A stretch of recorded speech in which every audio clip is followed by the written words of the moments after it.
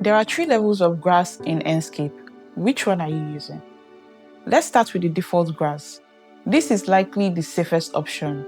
All you need to do is apply a grass material and Enscape does the rest. If you're working on a quick concept or a project with a tight deadline, this gets the job done. The only catch is that it can start to look repetitive, especially if you are taking close-up shots or views that shows the ground. I usually use this for concept designs or projects where landscaping isn't really the focus. Next up is using texture maps.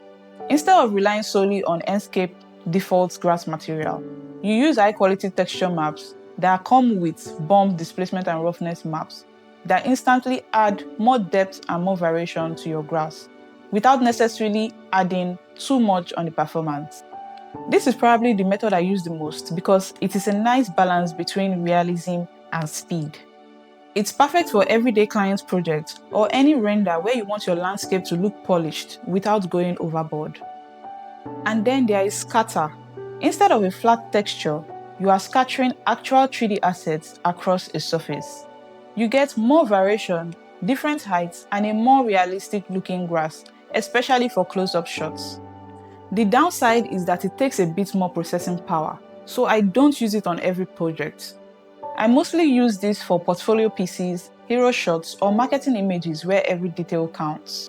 So here's how I think about it. If I need speed, I go with the default grass. If I want a balance between realism and performance, I go with the texture maps. And if I want a more realistic looking grass, I use scatter. The best method really depends on the project you are working on. So which one will you be using in your next project? That's it for this tip. This is the 3D Hub. See you on the next one.